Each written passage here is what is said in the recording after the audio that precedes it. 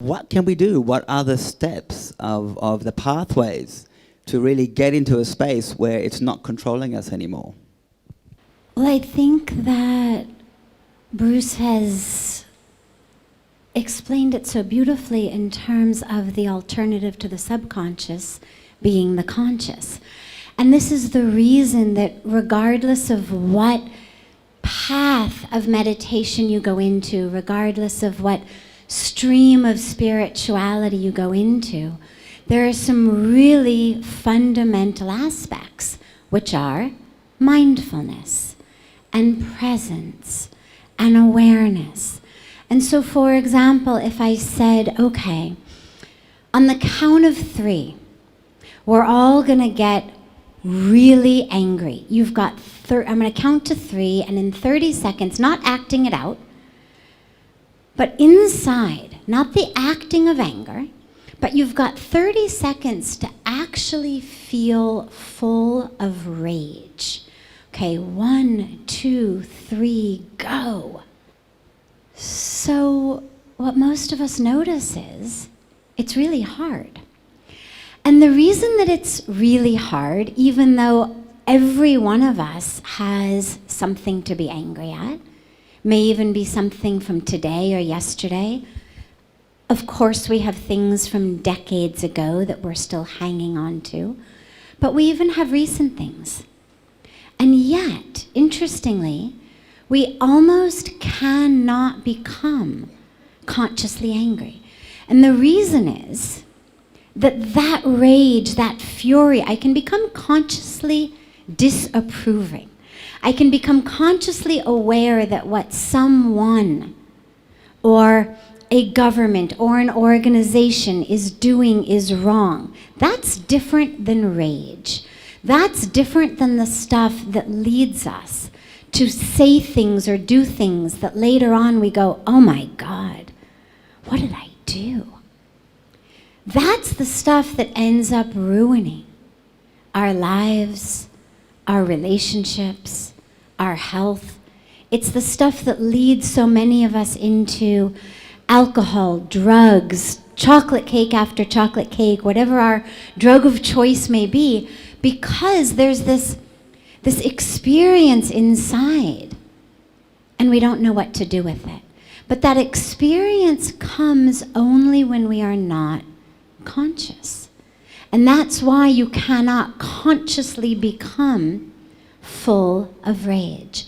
And so, Chris, I think the simplest solution is mindfulness.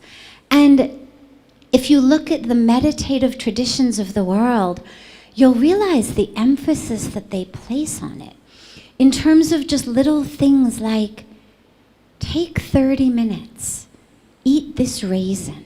I mean, anybody who's been to a meditation retreat or workshop, one of the things they do is they'll give you a grape, a raisin, a tiny little thing that most of us swallow without even thinking about it. And they'll say, spend the next half an hour eating this raisin, eating the grape, or doing walking meditation, where you literally make it pretty much from one end of the stage to the other end of the stage in the full 90 minutes of the class. Why? Because by bringing our mindfulness to the present moment, we give ourselves the possibility of happiness. You cannot be happy tomorrow. This is actually really sad when we realize it, because so many of us are forsaking today for happiness tomorrow. I'll just deal with this again today so that tomorrow I can be happy. But the truth is, you can actually not be happy tomorrow. You also can't be happy yesterday. Your only possibility for happiness is right here in this moment. It's the only opportunity we have, right here and right now. And so if I'm not here, Because my mind is elsewhere, as Pujya Swamiji says, in Paris without a visa. If I'm elsewhere, then I'm being run by my subconscious, which means I have no chance for happiness. Because as Bruce explained so beautifully, the subconscious is just this programming that leads us all to later wonder, who was that? I mean, I really love you. Why did I say all those things? How did I possibly act in that way? I'm a yogi.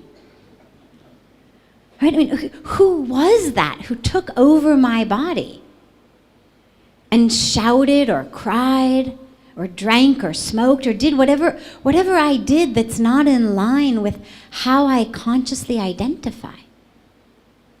Well, that's this subconscious programming. And so if I can just keep bringing it back to the present moment, with my breath, with a mantra, whatever I choose to use, that's all it is. It's just about bringing it back. It's not some great esoteric, super complex, you've got to do, a really, really long course and a beginning course and advanced course and get this degree or that degree. It's just being here in this moment. And yeah, the mind has a habit to wander, and we bring it back. And then it wanders, and we bring it back. And for every moment that we're able to have it here is a moment when we are accepting that invitation of the universe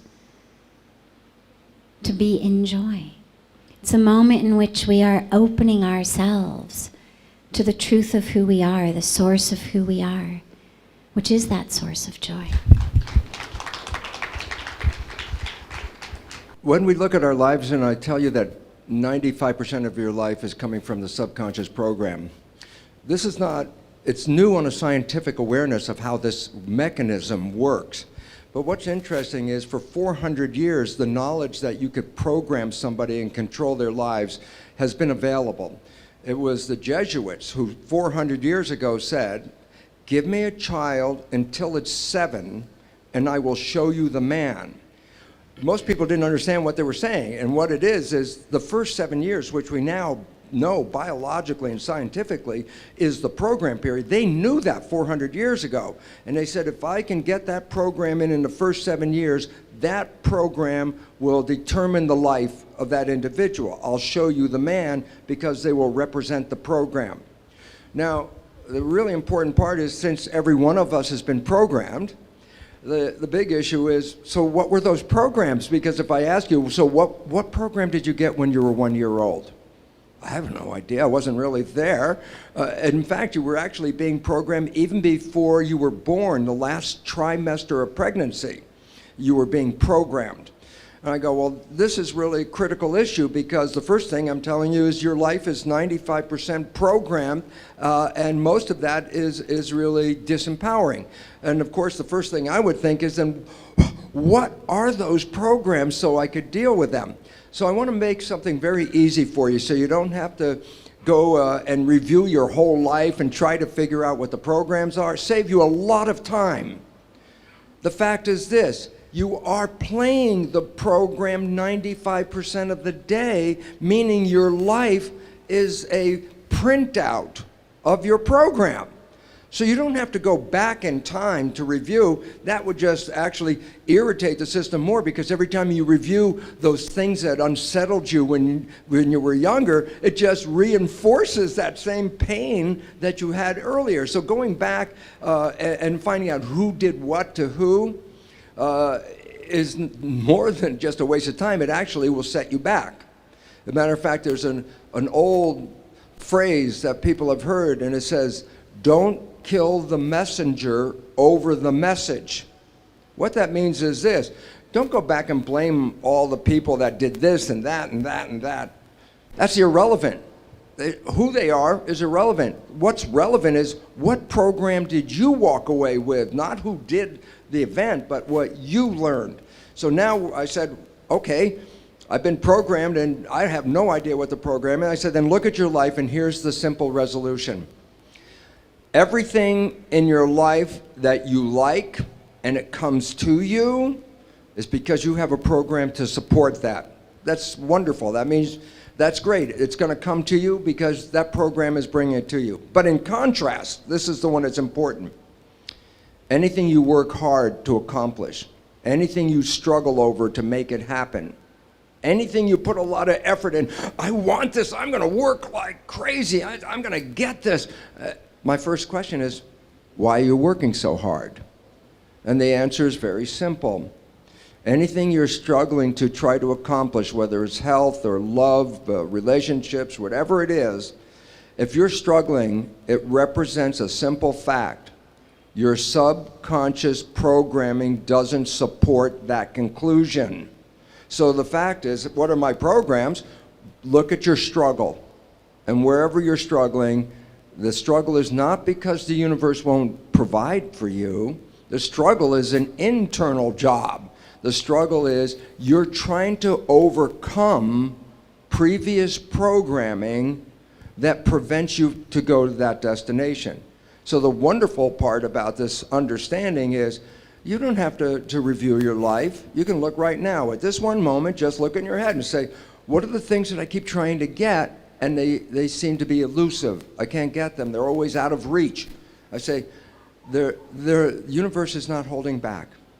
It's your own invisible subconscious behavior.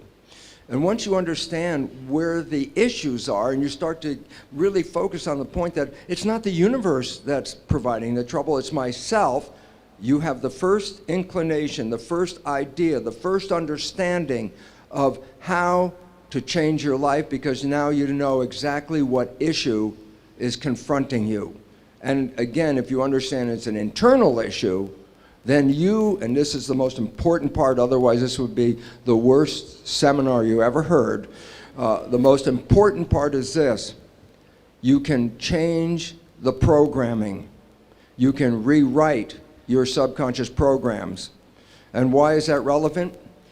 If you took the wishes and desires of the conscious mind and used that as a program to put the beliefs into the subconscious mind, it's the most exciting and liberating thing you can ever do in your life. You know why? Because once it's in the subconscious program, 95% of the day, without you even thinking about it, your mind will take you to that direction. And that is your freedom. Thank you.